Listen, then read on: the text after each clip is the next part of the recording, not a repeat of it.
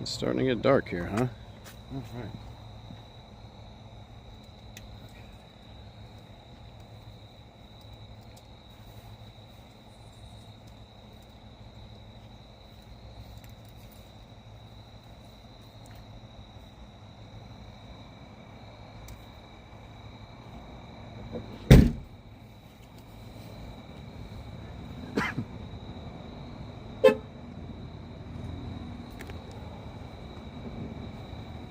This should be a quiet meeting.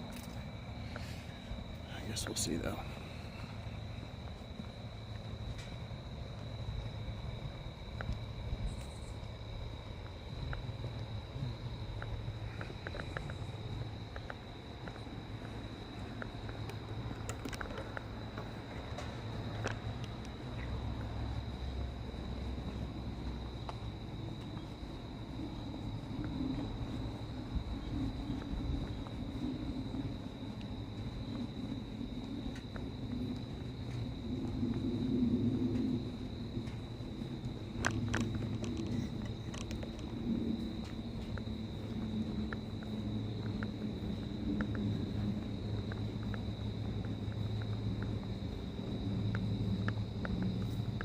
As a federal judge said this year, here in America, we don't arrest our political opponents.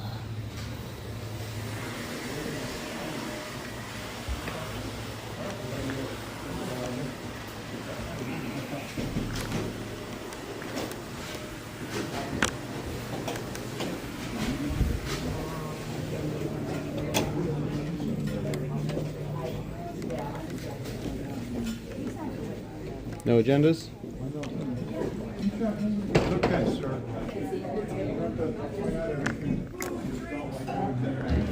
No, I'm just requesting an agenda.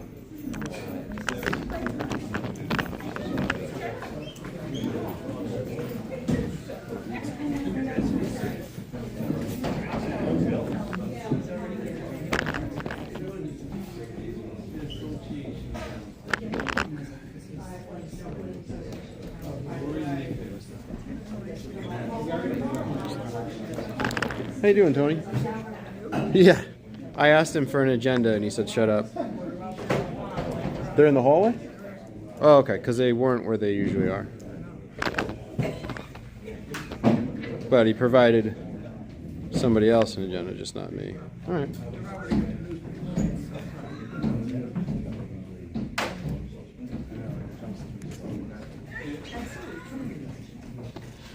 That's our supervisor.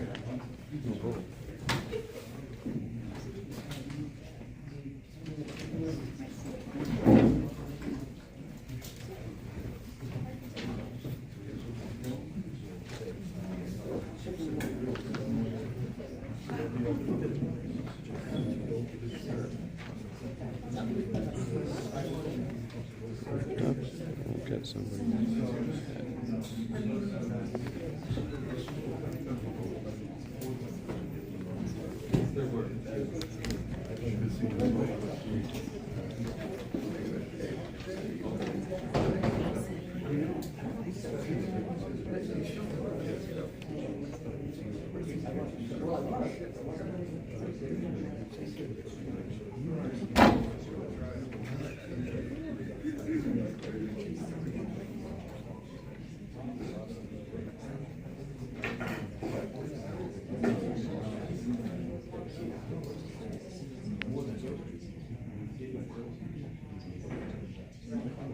How much?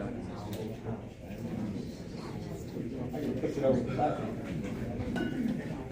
Then cut it off, because I'm going to treat that.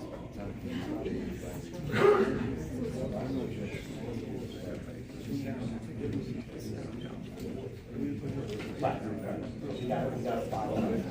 You got to do it.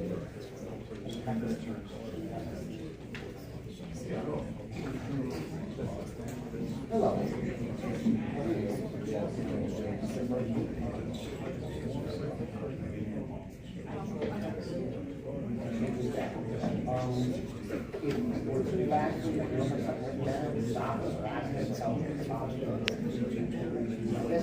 You're going no one Trump. You say, for the record, I'm going no. It's the time most of them.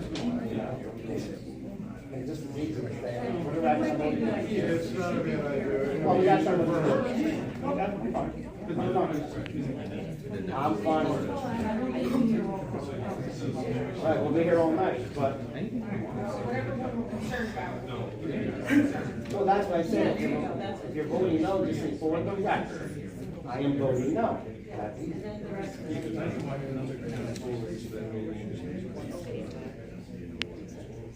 Before because then she can say what name and then she The writes. board hasn't been complaining about not knowing what's going on. So I'm not sure what problem we're solving. I'm fine. Okay, I'm resume regular, fine. Whatever you guys want to do. I forget, you can go by your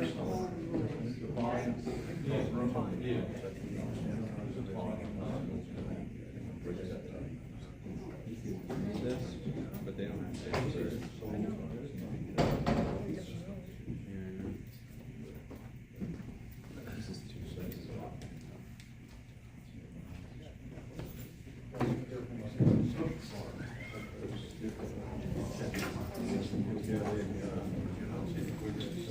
Are we ready? Please stand. I pledge allegiance to the flag of the United States of America and to the republic for which it stands, one nation, under God, indivisible, with liberty and justice for all. Before we start, I just want to make a note about public comments. There is, with the exception of public hearings, there is a section at the end reserved for public comment, and there are some rules associated with that that govern that. Among them are that the only comments that are allowed are for things that were on the agenda. People are limited to 3 minutes. If they exceed the 3 minutes, they'll be asked to sit down. If they refuse, they'll be warned. And if they continue to interrupt and disrupt the meeting, they can be subject to us suspending their privileges under the meeting for 30 days. Also, if someone is talking and the board wants to interact with them, ask questions, and allow them to talk further to get clarification, we have the opportunity to do that on a case-by-case basis as well. Just wanted to let everybody know how that works. First order of business tonight are the minutes from the September 4th meeting. Do I have a motion to accept the minutes as written? motion. Second. All in favor? Aye. Are there any opposed? Okay.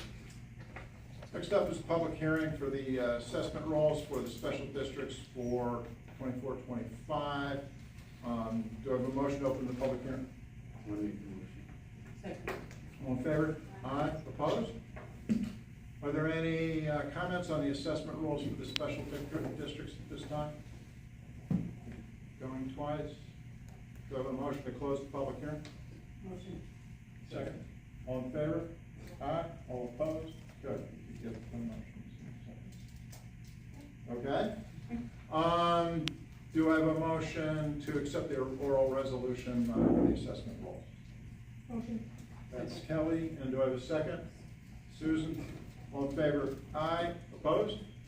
Carried. All right, next up is, we have a letter regarding the Halstead Farms application from Kearney Group. You may remember, these are the folks that asked for an exemption from our moratorium. This was in your package. I think the board's consensus is that we wanted to grant an exemption to them one way or another. I've talked to the town attorney.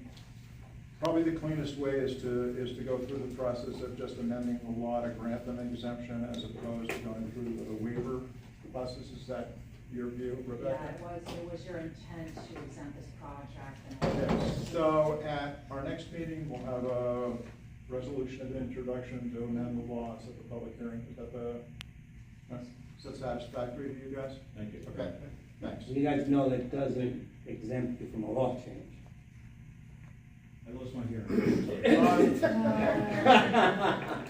You're aware that it's the moratorium we're exempting. I mean, a board member can change. Just anything, to clarify. Just to clarify, just legally to clarify. Okay. All right, Next up is a resignation letter from one of our planning board members. Do I have a motion to accept with regret? Motion. Second. All in favor? Aye, all opposed? Carried. Thank you. Thank you. Next up, we have a resume in your package to appoint Roy Pivat to be to replace the resigned planning board member. Do I have a motion? Second. All in favor? Aye. All opposed? Carried. Next up is a request from our Parks and Recs director for her and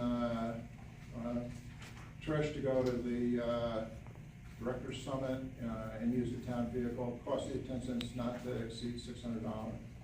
Motion. Second. All in favor? Aye. Aye, all opposed, carried. Next one is similar, they want to go to a food show on October 8th, they're going to take the town vehicle, total cost of a whopping $20. Do I have a motion? Have a second? Second. Susan? All in favor? Aye, all opposed, carried. Next up, a request from Parks Director for signage in Stringham Park. You may remember that we had a discussion about putting or naming the concession stand Bob Wagner's Field of Dreams. This is just a diagram of what it's going to look like for our information. Do I have a motion? Richie, who has a second? Susan? All in favor? Aye. All opposed? Carried. Next is a request from Parks and Rec Director to set the wage scale for summer and seasonal staff for next year. You'll note that the scale is the same as this year with one set of exceptions. They're all related to the classes that are given for lifeguards. The Red Cross changed the requirements for the class, therefore the classes are several hours longer than they were, and this is just kind of a raise in the amount that we're paying the instructors to compensate for the extra time. I will tell you that the training is open to all the folks that are going to be lifeguards at our lake, but we also open it up to people who want to be lifeguards elsewhere in the county. We do not charge our lifeguards to take the class, but if people from outside are taking it, then we do charge them to take it. So some amount of this we get back, depends on the mix of how many of our guys and how many over somebody else's, that's all. So do I have a motion to accept this? Alan, I've got one question. Sure. There's no staff added to this, right? Because I've heard that's one of the next thing. No, they just the one that you have to hire. Not as part of the wage schedule. No, Right. that would be in the budget. That's in for the budget. Got it. I'm good. Thank you. Okay, so you made a motion, Susie seconded. Thank you. All in favor? Aye. Opposed? Next up is change to the user fee schedule for next year as well. I think the only change in here has to do with raising the price for camp, I believe by $40.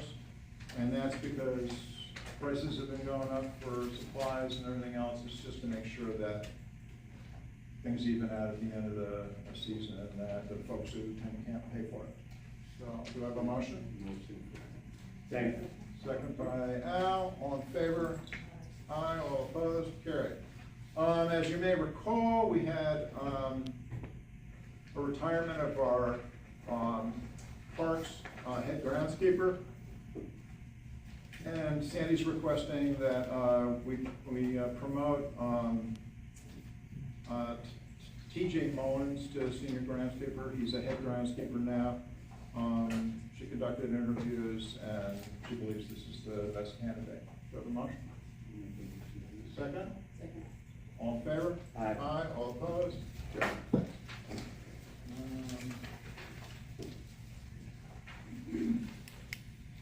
You all have copies of the budget. It's not on the agenda for discussion. This is just the formal presentation of the initial budget to you all, as designated in state law. So we will, at the next meeting, we'll be setting a public hearing and so forth and so on. But if there are things in it you want to discuss, or you have questions about, by all means, reach out, okay? Next up is, setting the public hearing for re-levying of water, sewer, property maintenance, and fire inspection fees. What this involves, for those of you who either may not recall or are going through this for the first time, annually we take the various things that have not been kept up to date by property owners, water bills, sewer bills, property maintenance, that sort of stuff. They are billed for these things and they normally pay for them. If they don't pay for them, this process annually allows us to attach it to their property bills in the spring so that they have to pay it. It's the vehicle by which we kind of can force them to pay things that they aren't otherwise paying. This is setting the public hearing for November 6th, gives them a chance to come in and contest it or claim that it's not valid, which has actually happened. We've actually had people come in and say, I don't think it's fair for the following reason, and we looked into it, found out that we've made a mistake of one sort. That has happened a couple of times over the years. So, do I have a motion to accept the resolution and set the public hearing for November 6th? All in favor? Aye. All opposed? Carried. Next up, this is an extension of the Town Center Lighting District. The Town Center Lighting District is the lighting along Route 55 in Town Center. This is a petition to extend it to the new property that's being developed for the Dunkin' Donuts. So all this is doing is including that property in the lighting district, which means it'll get taxed and the lighting will be put there, and the district will just be extended to their property. So, I'll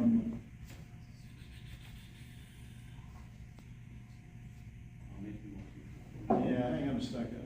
Rebecca, this says petition EAF and in order for the public hearing to be set for 8/16. Is that all one thing, or do we have to do three separate things? The EAF not to take action on, because you'll do a neg deck at the next meeting. So it's just setting the public It's hearing? just setting the public hearing. Okay, so Richie said he's gonna make the motion. Do I have a second? Second, Al. All in favor? Aye. All opposed? Carried.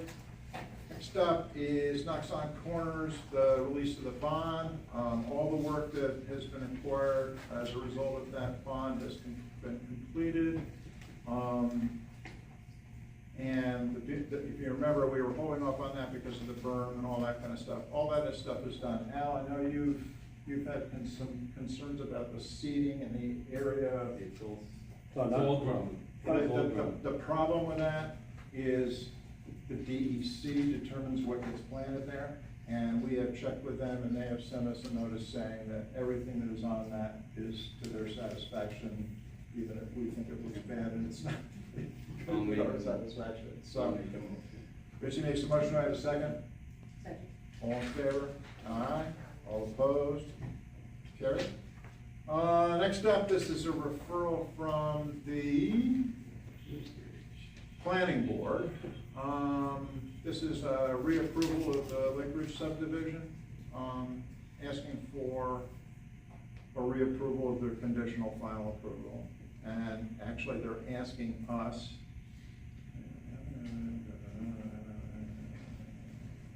right. We are not being asked to approve it, we're being asked for any recommendation we might have.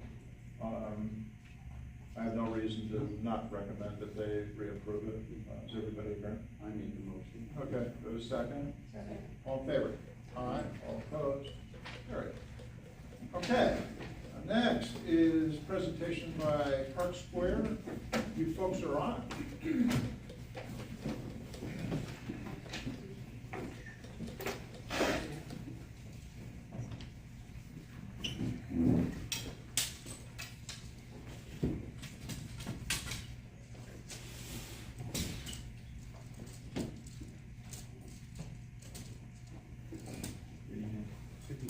We also brought printed copies here, you can see up close if you like.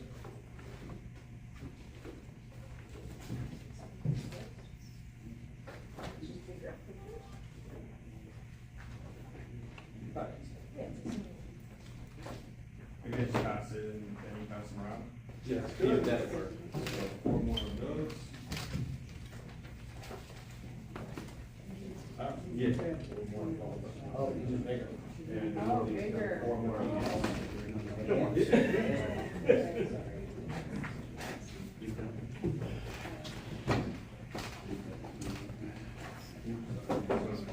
Excuse me, I can't see all the board members.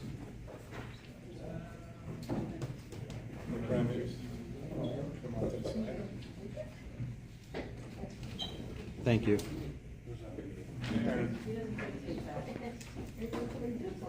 No open meetings law does. Can you open it to this? So I would just note that we're having shout outs from the audience that are not authorized. I don't want more. Please proceed.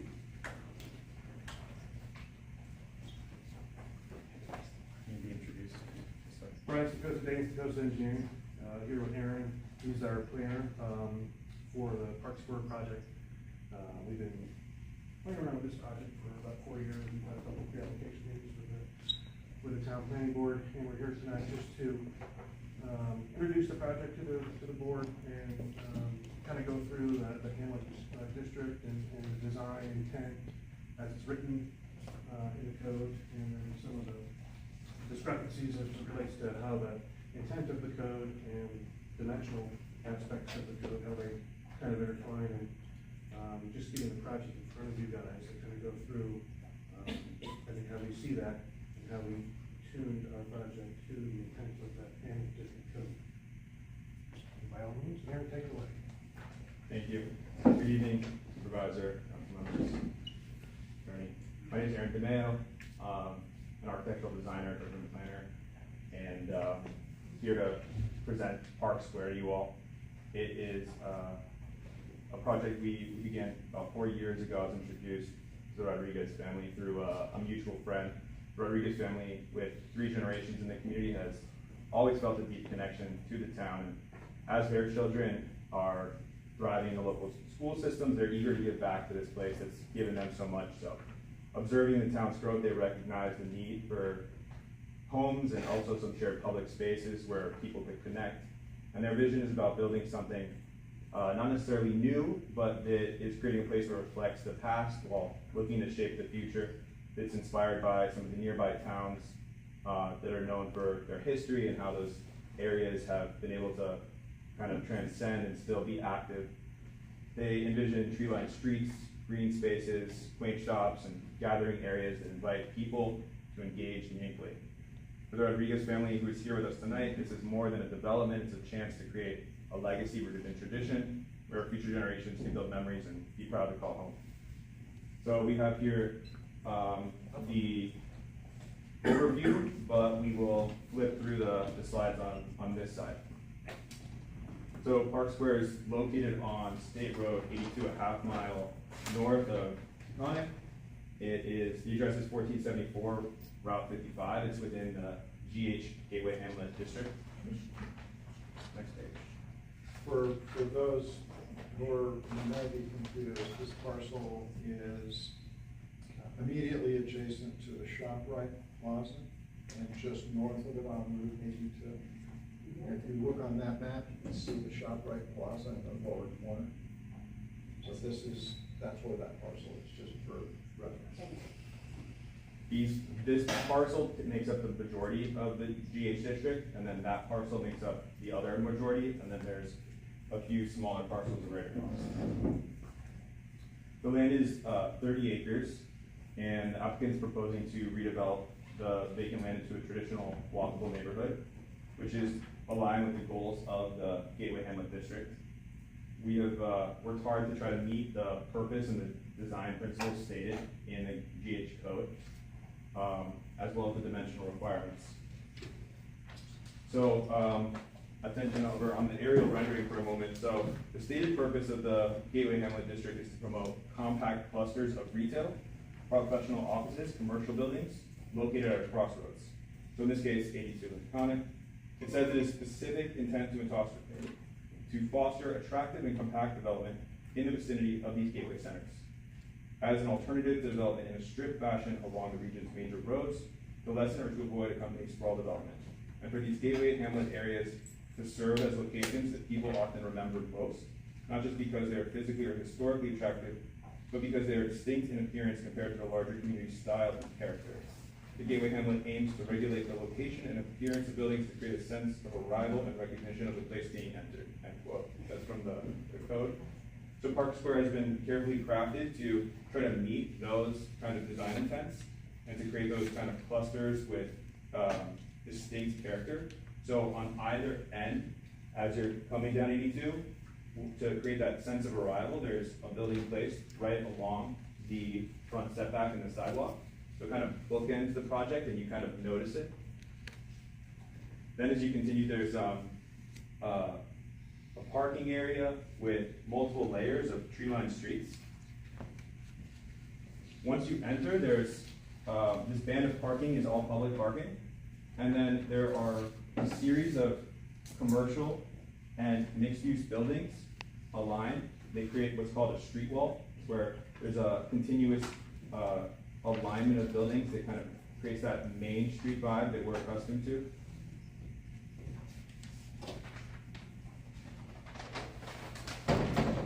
Zooming in a little bit on this front central commercial area, there's a wide sidewalk just behind the parking area, which is up against the building, and it forms a familiar feeling of walking along Main Street, but it's a little more safe because you have this landscaped area in between the parking. And then there are 3 buildings here, which are each separated apart about 22 feet. So there's these 3 entrances that lead to the plazas that are formed within this central area. This kind of creates another sense of arrival, which is mentioned in the code of trying to create, like, noting when you're in the place, having these moments where you're kind of going between the buildings to enter these other spaces. Kind of going up in the air a little bit and looking down onto the spaces, we can see how the compact cluster of buildings is creating these 2 plazas, the South Plaza and the North Plaza here. These would be surrounded with light commercial, and service businesses like food and beverage, retail, with classically designed facades. So when you're inside these plazas, you can't even see the parking outside. You're really kind of being transported into that distinct character that's reminiscent of the architecture from around the town as you move through the space.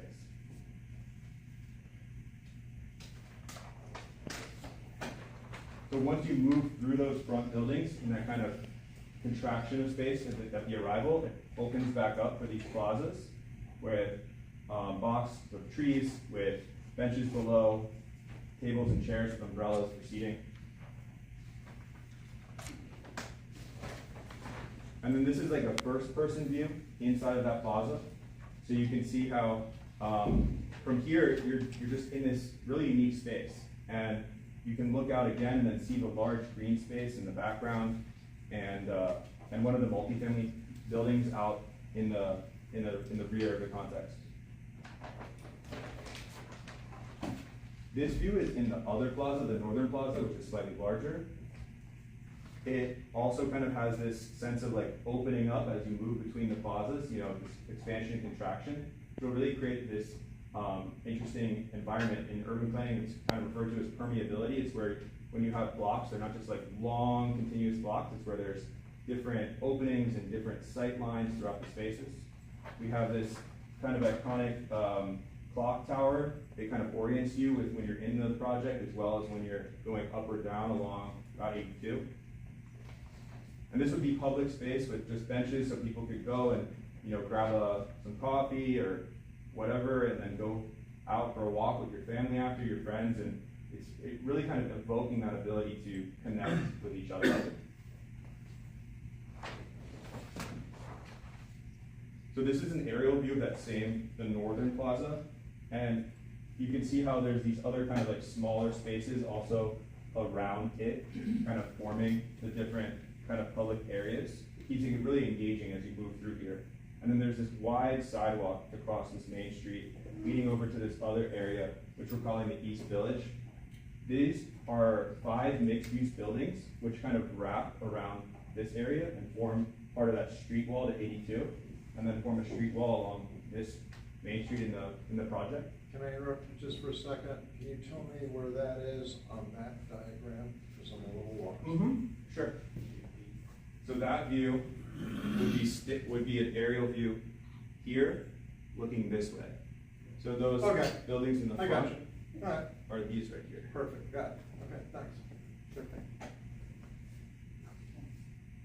So the Gateway Hamlet section of the code includes architectural standards section, and it encourages street level continuity of shop fronts with minimal spaces between buildings with a street level expression line, visually tying together the retail base and separating the upper stories, plural.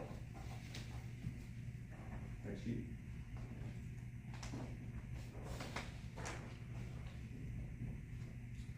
This is zooming out again across 82, looking back kind of at what we're calling this East Village area.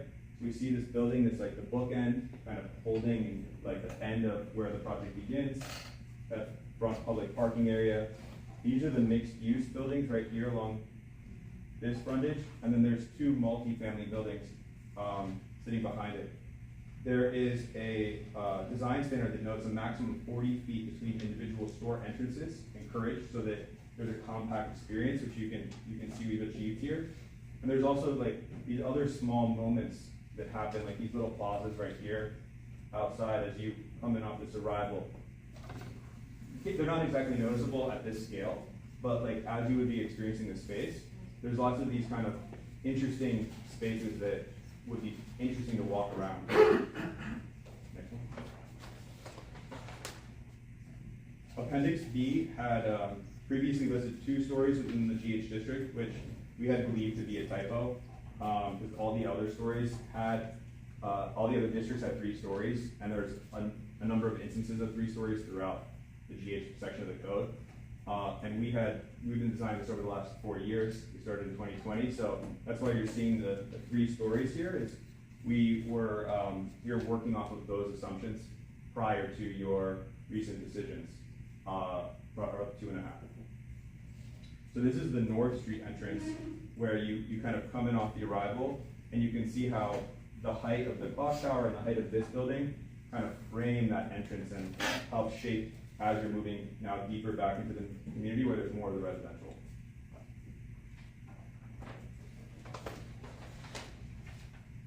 This is a view from that front parking area. It's along parallel to Route 82.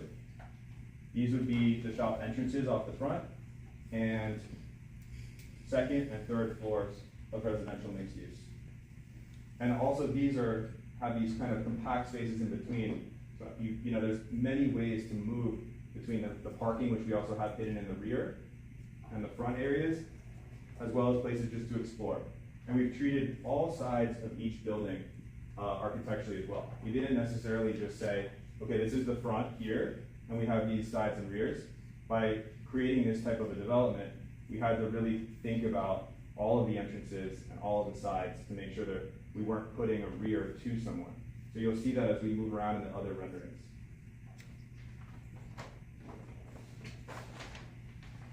This is a first-person view kind of back around when we're in that northern plaza next to the clock tower, would be right on our right here. And you can see this is the wide sidewalk that would lead us over to that area in the East Village. Just a really kind of a space that you would recall maybe being in before. You know, it kind of looks like the other towns in the area. It has the same kind of scale. But we made sure to really allocate generous space for the landscape areas so that there's room for the trees, for the roots to properly grow, and for stormwater. And there's also these interesting gaps between even these buildings, which lead to another space we'll see in a second.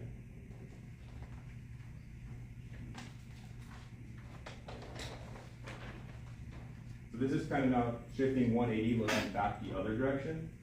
The mixed-use buildings are over here, and behind them are these 2 multifamily buildings. Each of these are 3 stories. They have dedicated lobbies with elevators, 2 separate stair cores at either ends of the project. And these 2 buildings have primarily small 1-bedroom and 2-bedroom units. So we have a mix of different unit sizes throughout the whole project. And these are the smaller ones because they're kind of they're near the more active area of the project. And we've pushed the parking to the rear, but it still also has layers of trees in between. And you can note all the different sidewalks kind of leading you into and out of these spaces. And then these three buildings, these three mixed-use buildings, and these two multifamily form this really nice outdoor green space, which we'll see right here. This is the view from inside of that space. We're calling it Triangle Park.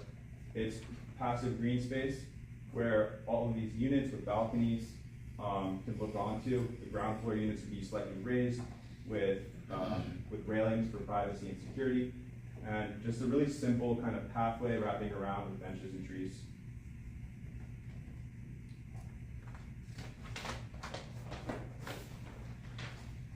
In the foreground here is a child care center, and there's a fence around it for secure outdoor space for the children to play. There's also dedicated areas for them to get dropped off right in front.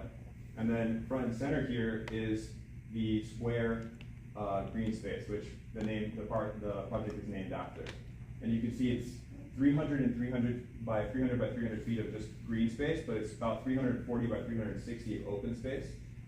It has multiple layers of trees on each side, with sidewalks kind of coming in from all the different sides. The commercial area over here acts as a really nice kind of edge overlooking and kind of creating a conclusion to the park, as well as the benefit of when you're in these spaces getting to look out onto it. And then on this side are multifamily units, which we'll see in a second. And over here is the third multifamily 3-story building, which also has a lobby, elevator cores, and these are the largest units because they also have the nicest view over this large green space. So this would be a view right in front of that commercial area, looking out across the green space at that 3-story multifamily, which the ground floor of it has covered parking, and then the second and third floors are units with really deep, large terraces, so they can really enjoy kind of being outside, looking out over that green space. Kind of now shifting kind of back in the corner of where that was, that's that same multifamily building here. You can start to see those deep, large terraces on the larger units. And then these are the multifamily 2-story units, each with their own internal staircases. And they form a really nice street edge. And now that we're kind of coming into the aerial views of the streets on the residential portion, this was a really important design decision of how we laid out the project, of ensuring that there was adequate space for parallel parking, for all of the trees and landscaping buffers. There's multiple layers of trees leading to the park.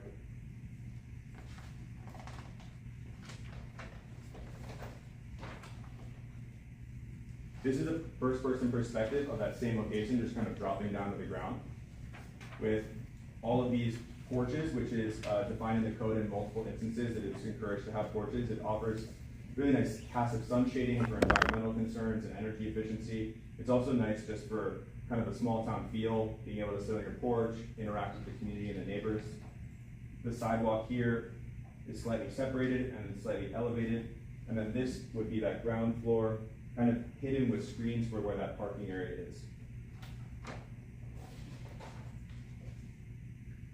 This is a combination of drawings. It's a diagram that shows like a cut through the project and then an aerial view of the same area. So you can see how we've kind of dissected the street sections. The streets are like one of the most important parts of a project to get right, because depending on how they're laid out, you can achieve safety, you can achieve the right amount of space for the trees. So we've ensured that the way we've laid these out allows for the minimal curb cuts on the sidewalks. So when you're walking, you don't have to always be looking if a car is gonna turn. And in the rear of these multifamily, all of the driveways are coming off of a rear alley, and then that's separated from the sidewalk that runs on the back side of the project. So this kind of starts to show you the type of street section we're looking to apply here.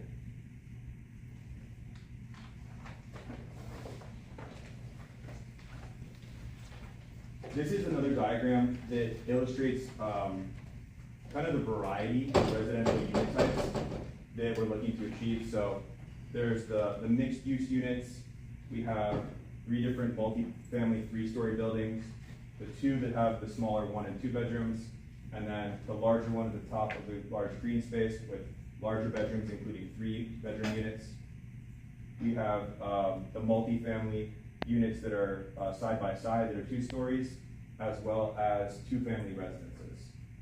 But all of them work together when they're lined up. You know, this is not how they actually look in the project. We've aligned them all so you can see all the facades next to each other and how they each have their own kind of distinct look, but they work together as a family.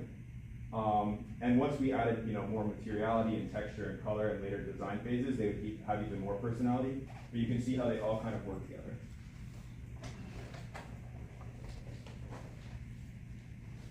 This is a similar view to what we're seeing on that side, except we just added a few labels to help with orientation of the different spaces.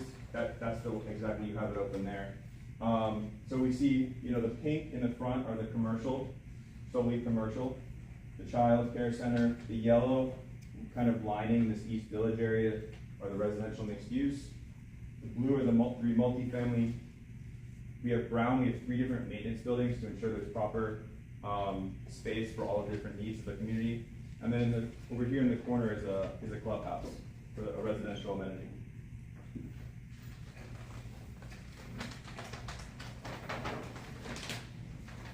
The largest units in the project are these 2-family residences in the rear. There's 8 of these buildings, so 16 of them. And they applied the same type of street section. So there's no curb cuts on either of these street frontages. All of the garages are accessed from a rear alley. Again, per the code recommendation, which also is just really good design principle. And then over here are more of the side-by-side multi-family units. Running through the middle of this area is a pedestrian greenway. It's a little wider than the other areas, little extra trees, and it leads straight to the community clubhouse.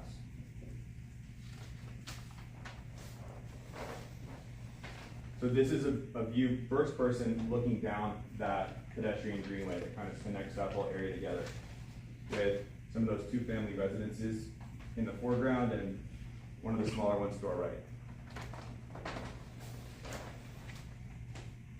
This is another first-person view in that area with 2-family residences over here, with porches, and then this is the 3-story multifamily building overlooking the park. This is the other side of it. So this little curb cut right here is for pickup and drop-offs, and then this would be the lobby with we want to put like a really iconic door there. All the buildings shown so far are just in white, but we wanted to give you a sense of the material palette, the architecture. So these sheets are about the architectural decisions that might be applied, and also some of the urban design ideas maybe will apply, so you can get a sense of like what it would look like once we start continuing to detail some of those buildings.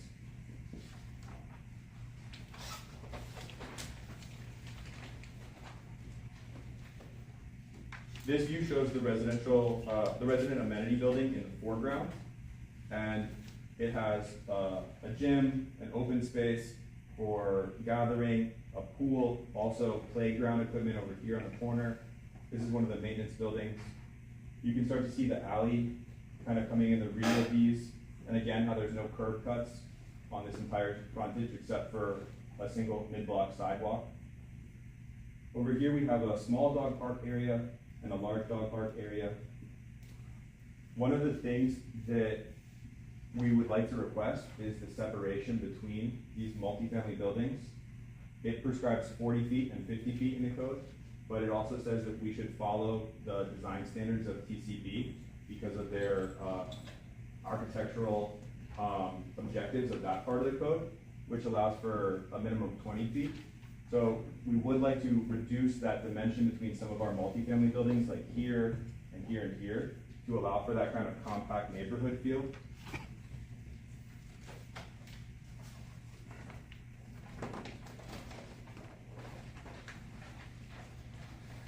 This view really captures the amount of open space that the project has. So between all of the area in the rear, the square park, the playground, 2 dog parks, the plazas, the triangle park, the small plazas in between, it all adds up a lot. So again, that's kind of the reasoning behind why we want to adjust some of those separations between the multifamily buildings, so that we can add up all of that space more cumulatively to make more meaningful spaces like this, which relates to the TCD, as it says, like, in accordance with that zoning district's development standards, is to enhance the streetscape and develop aesthetic qualities that don't currently exist, is what it was what it mentioned in the code for that. Actually, wait. And then also in this code, in this section, I wanted to point out the amount of open space. So the Gateway Hamlet section of the code notes projects that propose multifamily uses in section F4 shall attempt to provide 100 square feet of usable open space per bedroom, or 10% of a lot as open space, in, meaning that they could even allow less than that. But at 100 square feet per bedroom, this project would require 35,300 square feet of open space, and 10% of the lot area as the alternative would be 3 acres of open space. And of the 30 acres here, we have 636,000 square feet of open space, which is 48.6% of the property. So we have about 18 times the required open space per bedroom, and 480% more amount than required for the total lot size amount. And for the definition of the multifamily dwellings, it notes 6 units of multifamily are allowed per acre in the TCB, and 18 bedrooms per acre, and that the Gateway Hamlet District should relate to the character consistent with those established in TCB. What we're proposing here is less than that. Chapter 38, the Hamlet District, notes a density of up to 7 units per acre is allowed. But based on those standards, we could provide up to 210 units. Currently, we're proposing 164 total units, which is 22% less than the permitted, and 46% less than the allowed amount of bedrooms.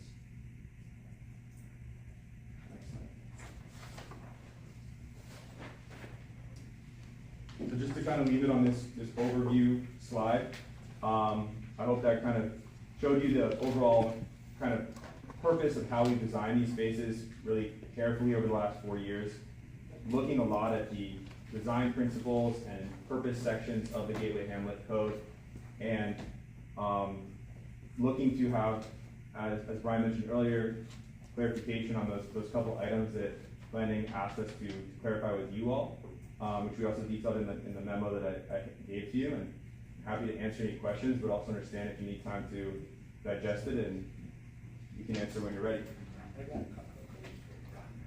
One, is you're aware that your 3-story buildings are no longer in the code? Yes. We advised them with that on a consultant call a few weeks ago. Okay, so you know, so basically all those drawings got to change. And 2.5 stories means a basement and 2 stories, not 2.5 stories up. Okay, so that's one. 2, I could be wrong, but I thought in the Hamlet zone, town would know, the parking is supposed to be used in the back, not the front, correct?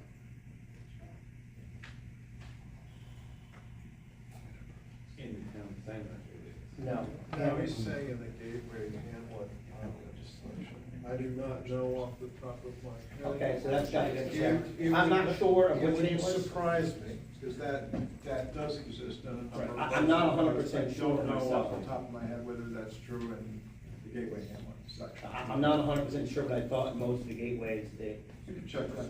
They didn't want the parking in the front, they wanted the building with front parking in the back, which affects, because most of your parking is 182. So that would be an that's right. issue, that would be an issue, that's in the code, and, Yeah, you should check that. I guess third of all, you know you're in a moratorium. So I guess, I don't even know what the rules are gonna be actually. We, this was submitted prior to the moratorium. I don't think it mattered, did it? Well, I don't know if this was submitted as an application, I have to talk to the So that, yeah, that we gotta look at, I don't know, because I don't know, we didn't even You know start which that. moratorium we're referring to, correct? Okay. It was, yeah, we did some application. Okay. No, I remember it came in, but I'm not sure where that, how that If stands. we allow for one. It's a totally different thing. Well, but the standard was if an application was in by a certain date, so I'm just saying I'm confirming with the department. But Richie, just, and I made that very clear to the other applicant, if we change the law, we just said they can go for the applicant. I don't think you guys wanna spend that kind of money to find out that the law's changed, and I made it very clear to the other applicant, okay, so those were the, and I have no idea where we're going with that, we haven't even started that process. So that's something we have to get to work on in the next 6 months. Absolutely. Were there specific zoning things that is the reason you're talking to us, other than Right. the setback things? I have to look into what you're talking about there. You're saying that the Gateway Hamlet requires division of buildings by 40 feet, but there's also references in there to it being similar to town center, and town center's 20, is that what I said? Yes. Did I hear you right? They call it proximity in the code. And then if you go to 2-story and you go to 20 feet, don't you got a problem with fires jumping possibly? So, I mean, there's certain amounts of window openings that are required for, dimensional Right, distances. town center has sprinkler, if you don't have sprinkler, you're 20 feet apart. We will be fully sprinkled, there'll be a 2-hour rating. Oh, they're done sprinkle, even if it's 2-story? Yeah, full story, yeah. I mean, from insurance purposes and from a density standpoint, there'll be a full sprinkler. You know, we'll have, we have on-site water, there'll be essential water supply, essential sewer, and there'll be, you know, obviously firefighting capability, at the hydrant level. So that's been incorporated into it. It's not just, you know, what we're doing. Other concerns besides the 20 and 40 that is why you're here? Yeah, we wanted to ask you, 3 separate things. One is what you mentioned before of 3 stories, and Okay. we're aware of the change. We started all this work over the last 4 years and submitted, a few months ago. The 3 stories was mentioned a lot of times in the code, and we thought that was helpful to have in these specific instances to allow for us to consolidate the built area, so we could have all these amazing kind of open spaces of green space and public space. So that's the reasoning behind that. And So that's one, right, okay. yeah, and we, you know, I think it would be, all those buildings would be sprinklered, and we have, you know, balconies on, the units as well for safety issues. We can look at other safety measures, but from like the purpose and design intent of the section, like that's how we achieved like all of this, and perhaps this project, or the Gateway Hamlet, which has a very specific design intent for maybe specific types of buildings of a mixed use or a certain type of multifamily, maybe you would all allow that because you see what we're able to achieve, you know, when the code is applied, as we thought, like, as well as we could do based on all the various parts. And then, so that was one request, and then the second was about the proximity to the multifamily. And then planning and zoning asked us to, come to you all to confirm if our definitions of density, was correct, and uses of residential and mixed use, which it mentions in Schedule A2, and, Yeah, what do you plan on your mixed use? Because the way the code reads now, mixed use means about 50-50, right?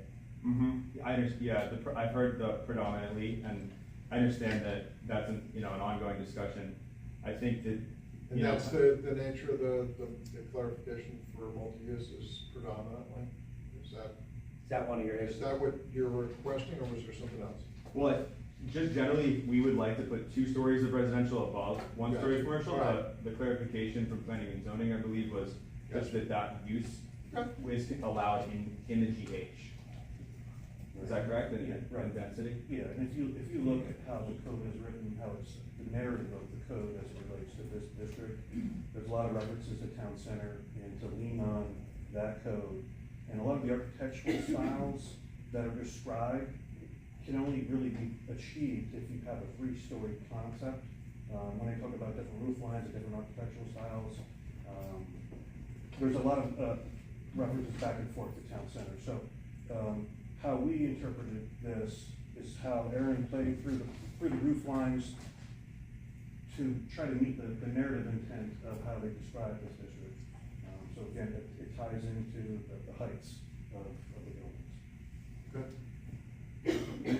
Not looking Do you have for- a proposed total unit count? 164, which is 22% less than the 210, which we believe is the maximum allowed for chapter 38 of Hamlet, and You said 164. 164. And you have a bedroom count? The bedroom count, let me grab that real quick. Could you, I'm sorry, I'm asking, what did you calculate for parking? 1.5? The parking is allocated for each of the units, Thanks. and we have them like organized also specifically around the project. That's which one is- of the big things we're looking at, right? Parking. That's one of the Okay, main, great. you had asked about Well, parking in the we're getting front. complaints at a lot of the existing newer units that they don't have enough parking, because obviously 1.5 just doesn't make sense anymore, because every kid's got a car, husband and wife's got a car, so that's just something that's to change. Parking really kind of drives so much of the narrative of development and architecture. We've tried to allocate the parking very close to where we think it's gonna be specifically used, like for instance, the 3-story multifamily adjacent to the square park. That has more than 1.5, because we also have some 3-bedroom units there. And, you know, it's right there adjacent. Then there's additional extra overflow parking in the rear. We have additional overflow parking in the front here. And the reason for putting the parking here, the code notes, it encourages parking in the rear, which is also like what we try to do as much as possible here and the other like rears of the project. But we felt to really enhance the pedestrian aspect of the project through like the streetscapes, the crosswalks, and all these other aspects. Letting people come in right away and just park, but maintaining that street wall with really nice architecture, kind of achieve the balance there of bringing those two buildings to the front, so we have kind of those bookends, they kind of put us out to the street. But then letting everyone kind of park quickly, so they're not driving around the community, because like the idea is you park, and then you can walk and explore it and enjoy. So if we try to move all the cars back, then we're kind of bringing more cars back deeper into the project. So that was kind of the rationale of how we organized Right. that. There's still some public parking on the other streets for the users in the front, if this, you know, runs out. But the idea is let the people come in, and then like this is like this main street right here, and then there's all these kind of much more pedestrian-oriented, safer environments as you move farther back into the project. There was many reasons why we changed from 3 stories to 2, but one was, we don't own a ladder truck either in our town. You're on a far side of town, just like, you know, that was one factor, there was many factors, but that's a big one too, you know, because we can't keep, shared services can't, you know, solve every problem if we continue to 3 stories. Right, and that's why we would go with a full springboard concept, and we'd have additional capacity, so that there was a call not associated with this project that, you know, fire could use, the hydrants out front. That's all I have. Don't forget my bedroom question. Yes, sorry I didn't know that right away. Let me see if I can pull it up. If not, I will get back to you. Okay. Thank you.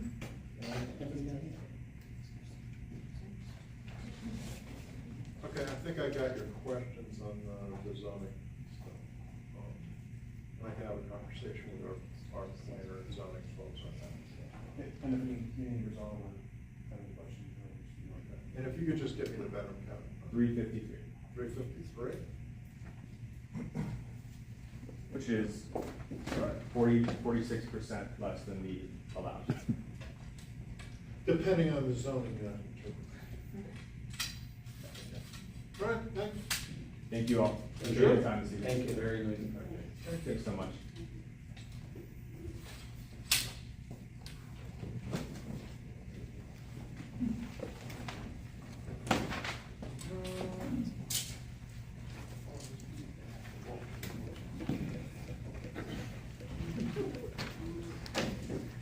I believe that's it for our agenda. Do we have anything from the town attorney? Anything else from the board members? Yeah, I got a couple little things. Okay.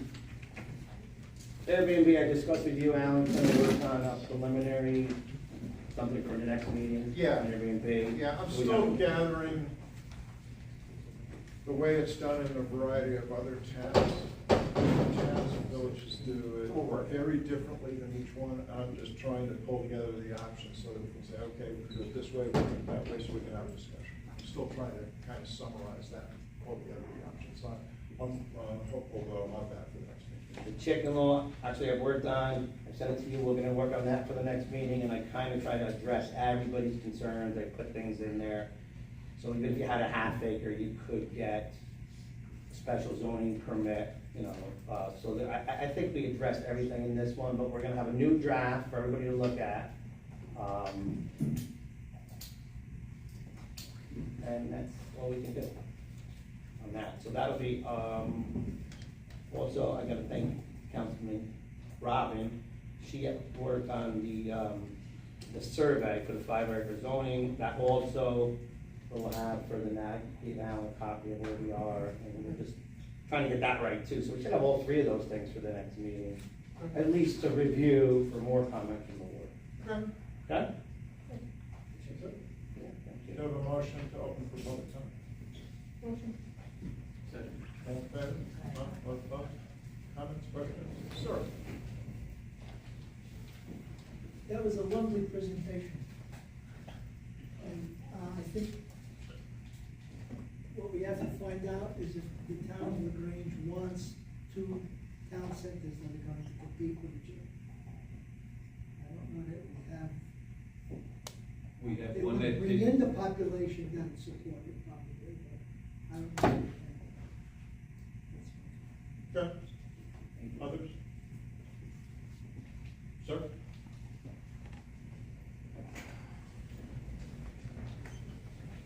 Hello, David Lucia, Lagrange. I wanted to ask a question. You mentioned this 3-minute thing on here, and I wanted to ask, is this resolution, did that require a referendum to have this resolution? And is this resolution an actual law, or is it just a guideline that the board is using? The rules that we've established for running our meetings. And no, it does not require a referendum. Okay, so these are not laws, it's just a rule that you've established, so it's not lawful to restrict the comments, the free speech of people like yours. In your opinion? Remember, we're not gonna interrupt him, because that was the attention. Not questions, you can make comments. So the chicken thing that you mentioned, you know, the chicken thing to me, at first it seemed like, oh, you're just trying to regulate chickens, and I believe that we should probably just have a committee of people who actually own chickens to head that and be responsible for it. But what it really proved is that the town is exercising this rule of anything that we haven't allowed is prohibited. And it's really dangerous because any violation of town code is a criminal, it's a misdemeanor. And in the courts, it's treated as a misdemeanor and criminal. So you guys have the ability to jail people, imprisonment, for owning chickens, for washing your car in your driveway, for doing anything that you haven't already allowed in our code. And I think that this code that we have that says anything that isn't allowed is prohibited is extremely dangerous to our community, because it gives the town board this opportunity to just go crazy. That's local control is out of control. You can just arrest people because you think that chickens are bad, or because they're doing something that you haven't specifically said they can do. It just feels really dangerous to the community. Such as, you don't allow farming. You don't allow farming of certain things. You allow farming of cows, but not llamas. Does that mean farming llamas is now a criminal offense? It's just too vague, and I think that all of this really identifies a lack of a master plan that this board has been continuously denying that you need. But, I mean, there's big projects going on, and you guys are just not ready for it. We can't even see what that presentation was in the public meeting, because you didn't use your screens. Thank you. Other questions and comments? Going twice.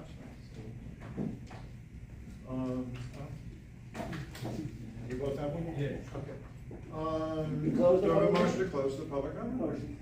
Do I have a motion, I have a second from, all in favor? Aye, all opposed. I'd like to just make one comment that Sure. farming of 7 acres or more are excluded from the chicken law. So if there's a farm, but there's this. Yep. Do we, I think we should go into, well, we can adjourn the meeting. Yeah, And, we down with everything else? Yeah. Okay. Do you have a motion to adjourn? I'll make a motion. Second? All in favor? Aye. All opposed? Carried. If you'd stay after, so we can have a conversation with the attorneys. Sure, that would be good. All right, thanks, folks. Thank you. Executive session, or is that just, more violation of open meetings law?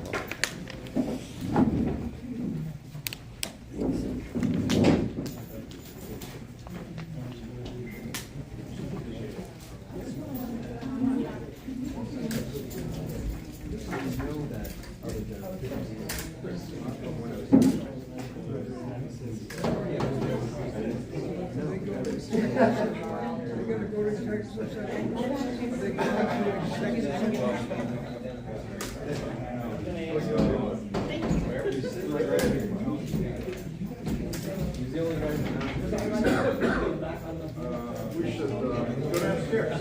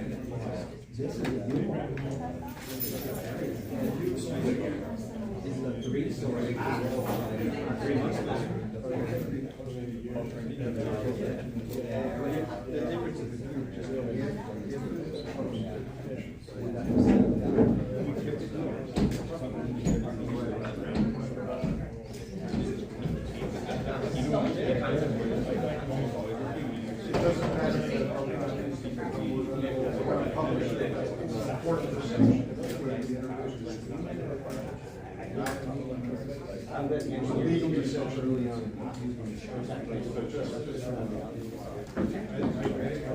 See the top of that.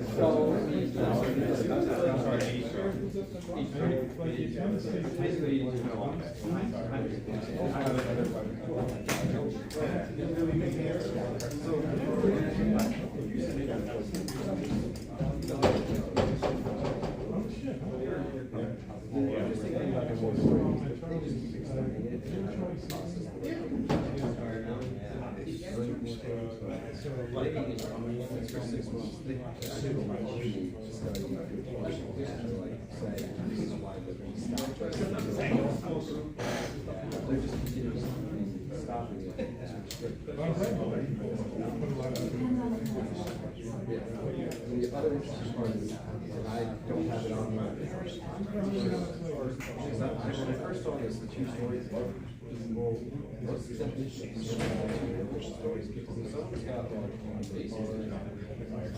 As two little guys.